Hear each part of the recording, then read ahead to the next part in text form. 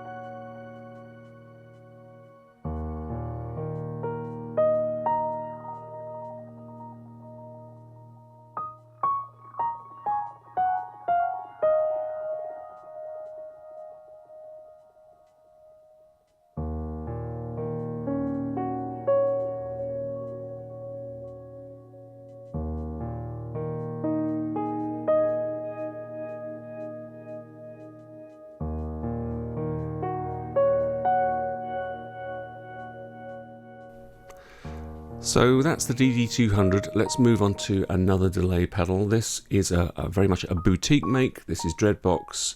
Love their synthesizers, and I love their pedals as well. This is called Raindrops. It's a digital delay pedal. Very, very simple pedal, very simple controls, very easy to use, and a beautiful sound.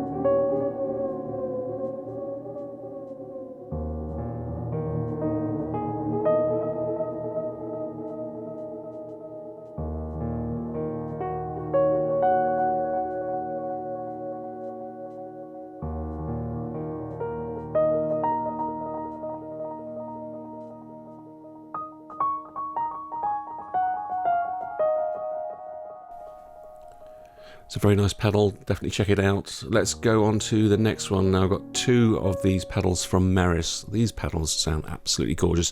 They're very, very deep actually. There's a lot of control options. The Polymoon that we're going to hear first, it's basically a delay pedal, but it does kind of move into reverb territory, as you'll hear.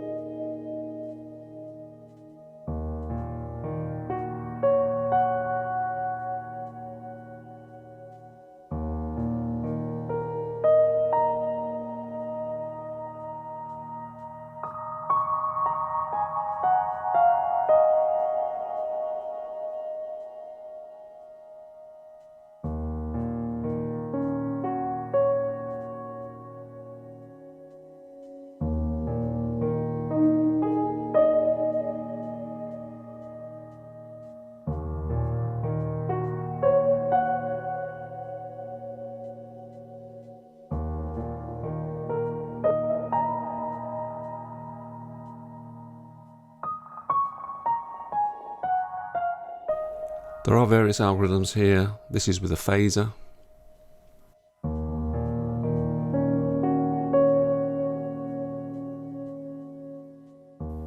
It's a really, really lovely sounding pedal. I really do recommend Meris pedals a lot. Let's move on to the next one, which is Mercury 7. This is an out-and-out reverb pedal. There are two basic algorithms. There's Ultraplate and Cathedral. So we're going to listen to Ultraplate first.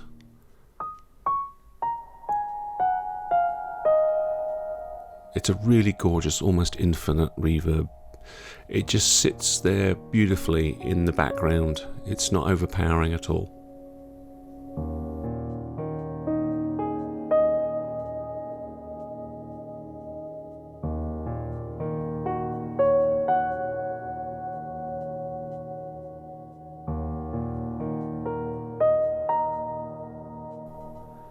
And this is Cathedral.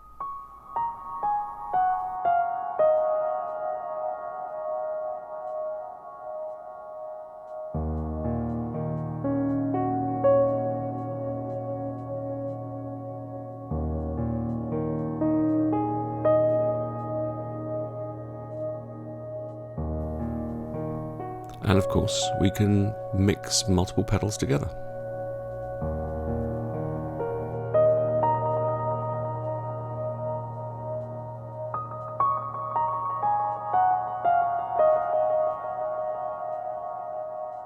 So let's move on to the bottom row now. This is the Boss RV500. It's the first reverb pedal that I ever bought. It's so comprehensive, it's so powerful. There's two effects engines inside it, loads of control over the sounds, loads and loads of algorithms on board. It's really, well, you know, it's not a sexy pedal, it's not a boutique pedal, it's very utilitarian, but it's a Swiss Army knife. You know, if you've only got a budget for one pedal, this is probably the one to get.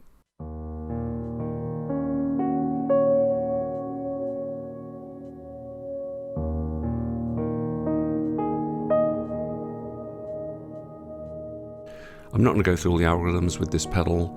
The one that you're hearing right now, well, the preset, it's a factory preset, it's called Endless, and the decay time is 10 seconds.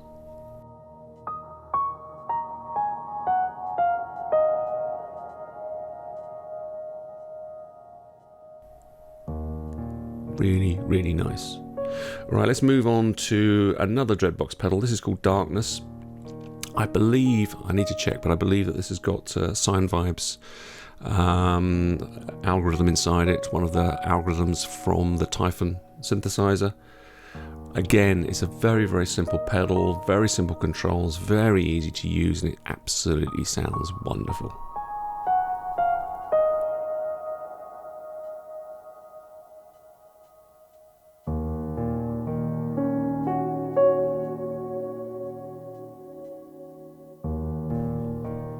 It does have a shimmer kind of effect as well that you can add in with the little switch and the potentiometer below it.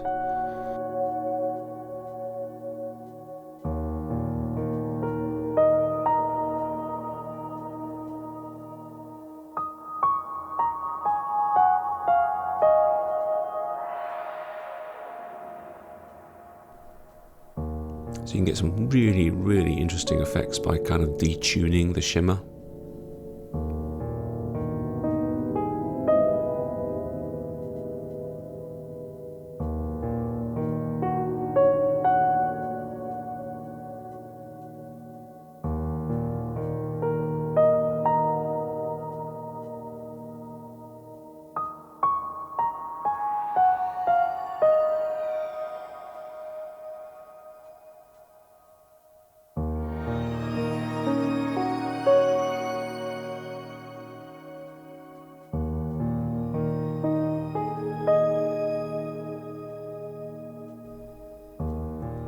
The 50% position, the center position, is giving you a kind of a natural pitch, which is where I have it set to most of the time.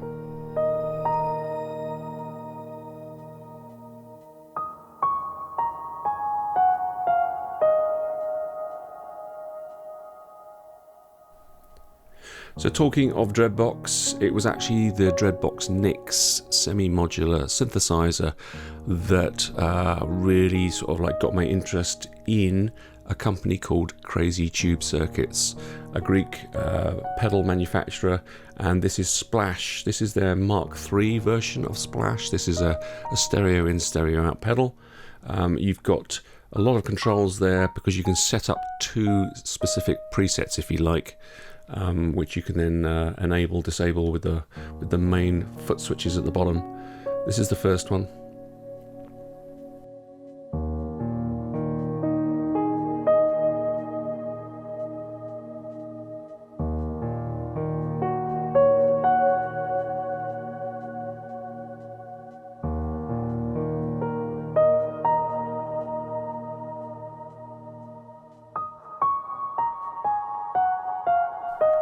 This is the second preset that I've got going here.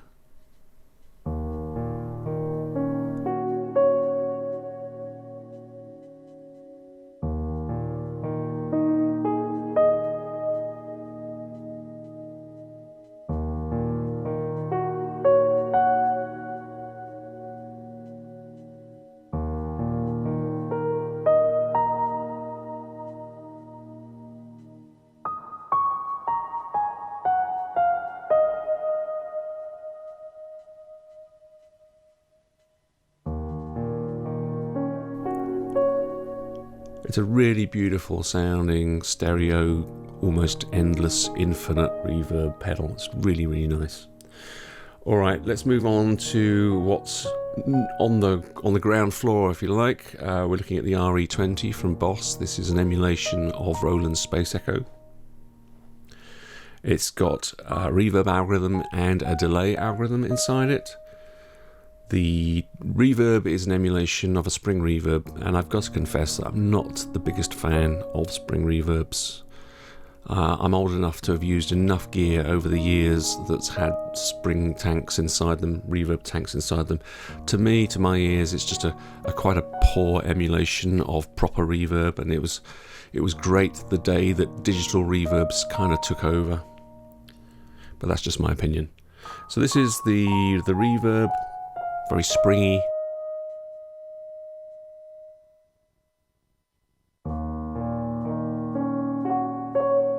And then this is the delay.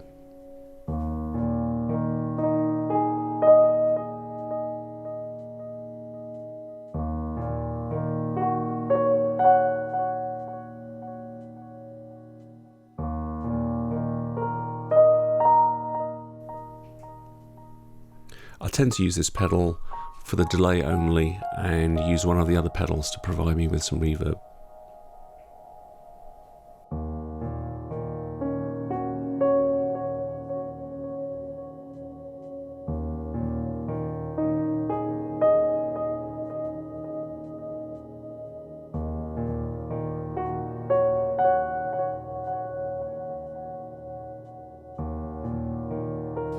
So, last but not least, maybe saving the best till last? I don't know, certainly saving the most expensive till last. This is the CXM 1978. It's a glorious pedal, it really is, from its motorized faders to all those wonderful illuminated buttons. It's got presets, loads of control over the sound, loads of sort of like vintage through to modern kind of settings. I'm just going to play you this one setting here. This is one of my favourites. I'm just going to turn it up to 100% wet so you can hear what's going on.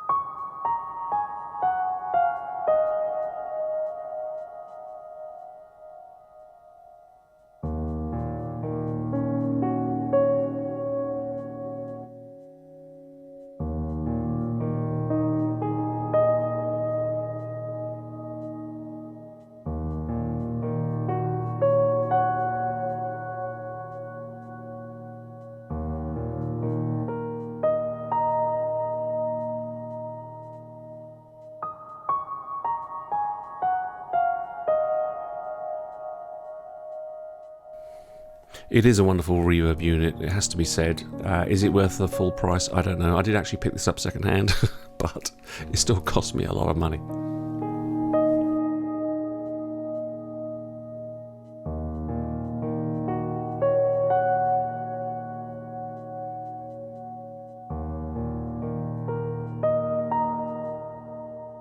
So that's a little look at my little pedal corner. I mean, there are some obvious omissions there, aren't there? There's not a Strymon pedal in sight.